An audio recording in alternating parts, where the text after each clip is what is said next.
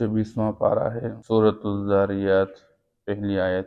اعوذ باللہ من الشیطان الرجیم، بسم اللہ الرحمن الرحیم۔ والذاریات ذروا فالحاملات وقرا فالجاریات یسرا فالمقسمات امرا انما توعدون لصادق وان الدین لواقع۔ صدق اللہ العظیم۔ یہ سورۃ الذاریات ہے اور لکھا گیا ہے اوپر مکیہ کہ یہ مکی سورت ہے۔ اس سورت کے نزول کے حوالے سے یہ سورت احقاف کے بعد نازل ہوئی ہے، اور اس سورت کا ماقبل کے ساتھ ربط، یہ بات پہلے بھی بتا چکا ہوں کہ قرآن کے ہر سورت کا پچھلی سورت کے ساتھ ایک تعلق اور ربط ہوتا ہے مضمون کے اعتبار سے۔ تو پچھلی سورت قاف ہے، تو اس مصحف کے حوالے سے یہ جو ترتیب ہے، یہ سورۃ قاف کے بعد سورۃ الذاریات ہے۔ تو سورۃ قاف کے اندر بنیادی بات بتائی گئی کہ انسان سمجھتا ہے کہ میں موت کے بعد دوبارہ کیسا زندہ کیا جاؤں، حالانکہ میں ریزہ ریزہ ہو جاؤں۔ تو اللہ جل شان نے اس پر بیان فرمایا کہ تو مٹی کے اندر ریزہ ریزہ ہو جائے تو تمہارے جسم کے ہر ذرے کا علم اللہ کو ہے۔ اللہ جانتے ہیں تیرے بدن کا کون سا حصہ مٹی کے کس حصے میں پڑا ہوا ہے۔ اللہ ان تمام ذرات کو جمع کرنے والا ہے، اور پھر اللہ جل شانہ کمال قدرت رکھنے والے ہیں کہ آسمان اور زمین جیسے بڑی مخلوقات کو اللہ نے پیدا فرمایا ہے، تو اس انسان کو دوبارہ پیدا کرنا اللہ کے لیے کوئی مشکل نہیں ہے۔ اس لیے اللہ جل شان نے ماقبل صورت کے اندر یہ ساری بات سمجھا دی، اور آج کی یہ جو سورۃ الذاریات ہے، اس سورت کے اندر بنیادی طور پر جو بتایا جا رہا ہے انما توعدون لصادق، اے لوگو تم شک نہ کرو کہ یہ قیامت اور یہ جنت اور جہنم اور یہ حساب و کتاب، اللہ فرماتا ہے جس چیز کا تم لوگوں کے ساتھ وعدہ کیا جاتا ہے یہ چیز سچی ہے، اور یہ سب کچھ سچ ہے، اس میں جھوٹ کوئی نہیں ہے۔ اور یاد رکھو وَإِنَّ الدِّينَ لَوَاقِعٌ، جزا واقع ہونے والی ہے، انسان کو اس کے اعمال کا بدلہ ملے گا۔ نیک اعمال کا اچھا بدلہ ہے اور برے اعمال کا برا بدلہ ہوگا۔ پہلے بھی بتا چکا ہوں جب سورت کے اوپر نام لکھا جاتا ہے مکیہ، تو اس کے اندر 3 بنیادی باتیں بیان کی جاتی ہے۔ اس میں ایک بات مسئلہ توحید بیان کیا جاتا ہے کہ اللہ وحدہ لا شریک، اللہ کے سوا کوئی معبود نہیں ہے، وہ اپنی ذات و صفات میں یکتا ہے۔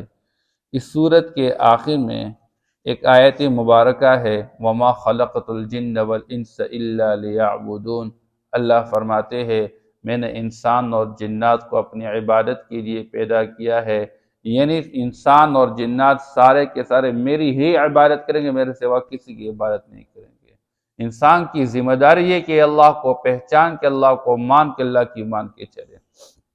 تو اس میں مسئلہ توحید بھی بیان کیا گیا ہے، اس میں رسالت کا بھی بیان ہے، اس میں قیامت کا بھی بیان ہے، اور بیچ میں اللہ جل شانہ نے کچھ انبیاء علیہ السلام کا تذکرہ کیا ہوا ہے، ماننے والوں کے حالات اور نہ ماننے والوں کے حالات بیان کیے ہوئے ہیں۔ جیسے ابراہیم علیہ السلام کا تذکرہ ہے، اسی طرح حضرت موسیٰ علیہ السلام کا تذکرہ ہے، حضرت صالح علیہ السلام قوم عاد، حضرت ہود علیہ السلام کا تذکرہ، تو قوم سمود صالح علیہ السلام کا تذکرہ، قوم نوح کا تذکرہ ہے۔ اللہ جل شانہ پچھلے انبیاء علیہ السلام کے واقعات بیان کرتے ہیں، اور ان کے ساتھ ان کی امتوں کا، یہ آپ نے پہلے بھی سنا ہے، میں بتا چکا ہوں۔ حضرت شاہ ولی اللہ رحمہ اللہ قرآن کا خلاصہ 5 باتوں میں بیان فرماتے ہیں۔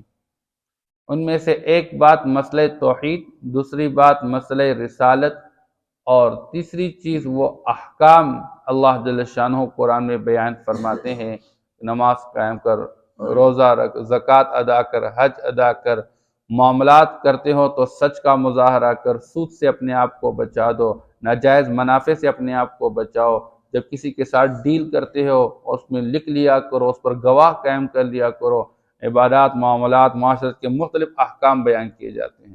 پھر یہود نصارہ اور کفار مشرکین کے ساتھ جو باس و مباحث و مناظرے ہو چکے اس کا بیان کیا جاتا ہے۔ پھر اللہ اپنی یاد دہانی کرواتے ہیں، ایک طرف اپنی نعمتوں کی یاد دہانی کرواتے ہیں، دوسری طرف ساتھ ساتھ پچھلی امتوں کے حالات اللہ بیان فرماتے ہیں، جس کو تذکیر بایام اللہ کہتے ہیں۔ تذکیر، یاد دہانی، بایام اللہ، گزشتہ امتوں کی یاد دہانی۔ گزشتہ امتوں کی یاد دہانی ایک طرف اس امت کے ماننے والوں کے لیے تسلی ہے، جیسے اللہ نے پچھلی امت کے اندر اللہ جل شانہ کے ماننے والوں کو اللہ نے کامیاب بنا دیا اور اللہ کے منکر اور نافرمانوں کو اللہ نے تباہ و برباد کر دیا۔ اس امت کو بھی سمجھایا جا رہا ہے کہ جو ماننے والوں پر حالات آتے ہیں یہ وقتی حالات ہوتے ہیں، اس سے کبھی پریشان نہ ہونا، مایوسی کا شکار نہ ہونا۔ اور نہ ماننے والوں کو بتایا جا رہا ہے بعض آ جاؤ اپنے کفر اور فسق و فجور سے نہیں آؤ گے، جیسے پچھلی امتوں کو اللہ نے تباہ برباد کیا تو تمہیں بھی اللہ تباہ برباد کر ڈالے گا۔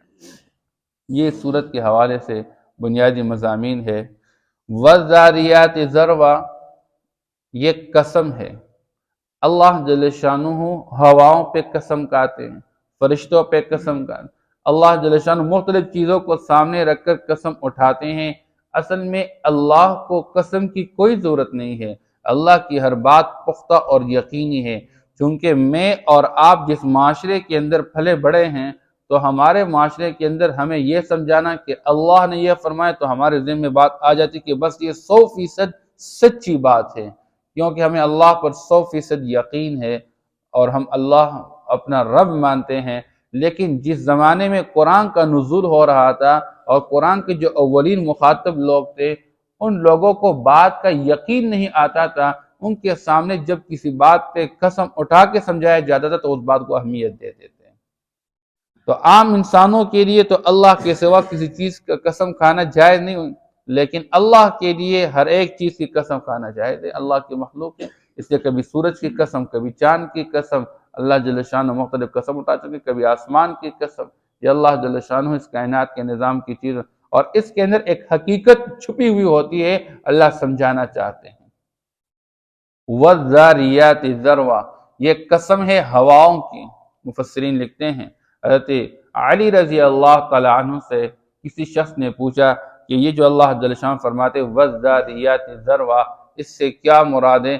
فرمایا یہ اللہ ہواؤں کی قسم اٹھا کے سمجھانا چاہتے ہیں کہ قسم ہے ہواؤں کی جو کہ بکیرنے والی ہیں اڑا کر۔ کیا مطلب؟ کہ گرد و غبار کو اڑا کے بکیرنے والی ہیں۔ یا قسم ہے ہواؤں کی جو کہ زمین سے پانی کو اڑا کر اور بکھیرنے والی ہے۔ فالحاملات وقرا، اور قسم ہے بوجھ اٹھانے والوں کی۔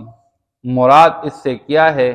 ایک قول اس میں یہی ہے کہ اس سے مراد وہ ہوائیں ہیں جنہوں نے بادلوں کا بوجھ اٹھا کے رکھا ہوا ہے، یا اس سے مراد بادل ہے جنہوں نے پانی کا بوجھ اٹھا کے رکھا ہوا ہے، یا اس سے مراد وہ عورتیں ہیں جو اپنے پیٹ پہ بچوں کا بوجھ اٹھا کے چلنے والی ہے۔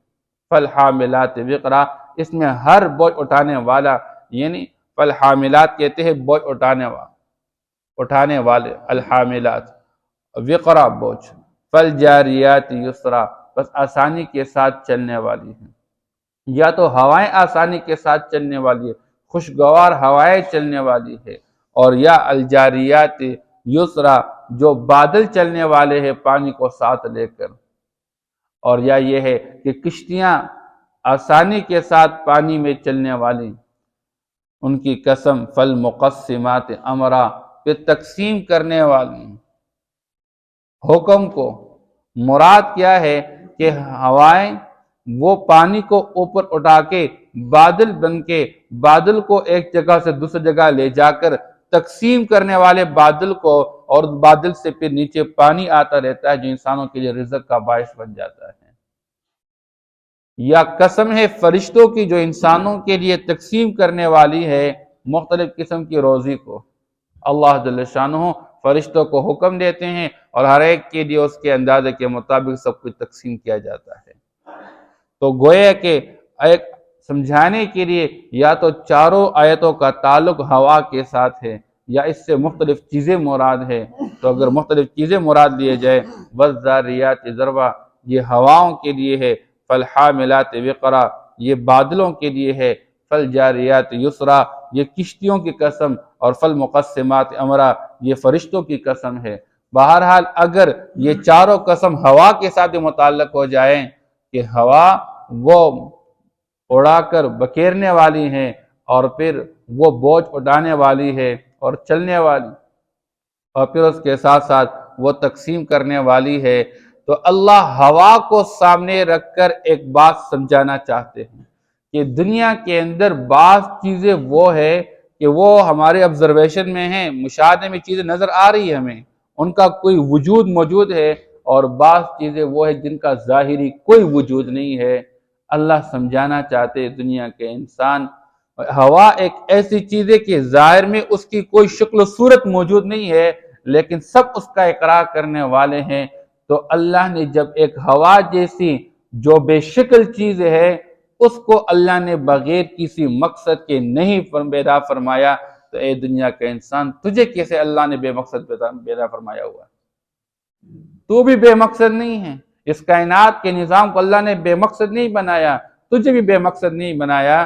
تجھے اللہ نے دنیا کے اندر اپنی عبادت کے واسطے پیدا فرمایا ہے، تمہیں زندگی کی مہلت دے رکھی ہے، عارضی طور پر دنیا کے اندر بھیجا ہوا ہے، تم نے یہاں سے چل کر جانا ہے، پھر تجھے تمہارے اعمال کے مطابق ایک بدلہ دیا جائے گا، اور اس بدلے کے لیے اللہ فرمائے انما توعدون لصادق جس چیز کا تمہارے ساتھ وعدہ کیا جا رہا ہے یہ سب کچھ سچ ہے۔ یہ مرنے کے بعد کی زندگی اور یہ پھر حشر کا میدان لگنا اور پھر میزان کا لگنا اور میزان میں اعمال کا تولنا اور وزن کرنا اور پولیس رات پہ گزرنا اور حساب و کتاب اور جنت اور جہنم، یہ سب کچھ حق اور سچ ہے، اس میں ذرا برابر شک کی گنجائش نہیں ہے۔ وَإِنَّ الدِّينَ لَوَاقِعٌ دین کا جو لفظ ہے یہ قرآن مجید کے اندر مختلف معانی کے لیے استعمال ہوتا ہے۔ ہم عام طور پر جب کہتے ہیں کہ دین تو لوگ کہتے ہیں جی دین میرا اسلام ہے، تو دین ملت اور مذہب کا بھی نام ہے۔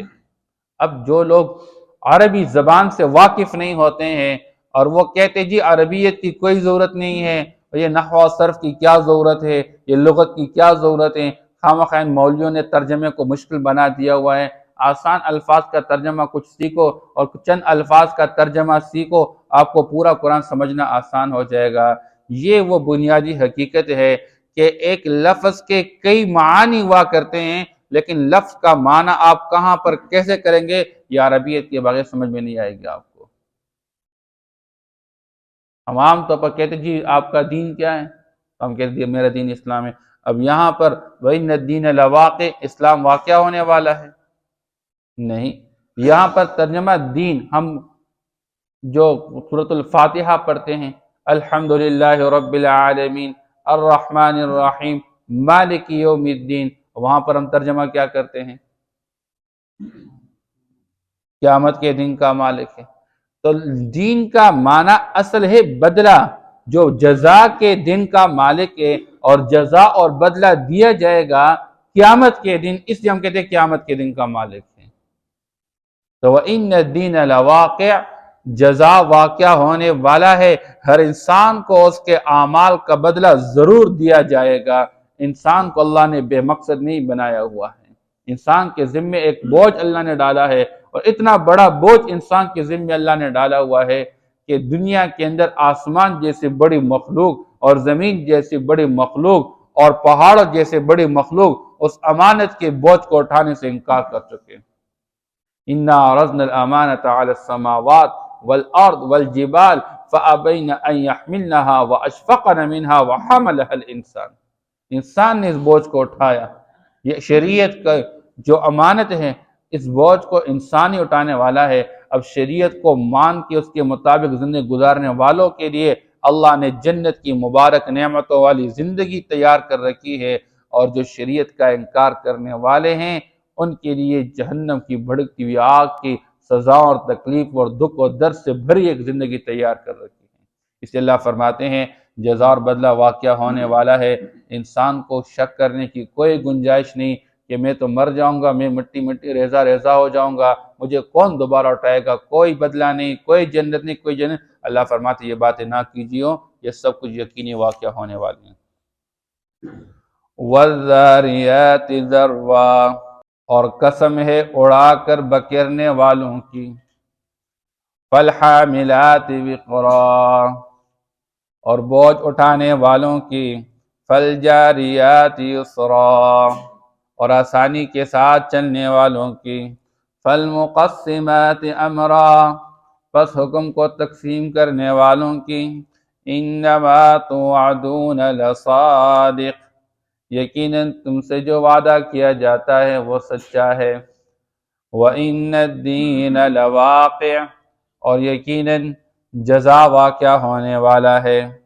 یہاں پر وَالذَّارِيَاتِ ذَرْوًا یہ جو ترجمہ کیا جاتا ہے بکے کر اڑانے والیوں کی، لفظی ترجمہ اس کا یوں بنتا ہے فَالْحَامِلَاتِ وِقْرًا، اور بوجھ اٹھانے والیوں کی، فَالْجَارِيَاتِ يُسْرًا، اور آسانی کے ساتھ چلنے والیوں کی، فَالْمُقَسِّمَاتِ أَمْرًا، اور حکم تقسیم کرنے والیوں کی، إِنَّمَا تُوعَدُونَ لَصَادِقٌ، یقیناً جو تمہارے ساتھ وعدہ کیا جاتا ہے وہ سچا ہے، وَإِنَّ الدِّينَ لَوَاقِعٌ، اور یقیناً جزا واقعہ ہونے والا ہے۔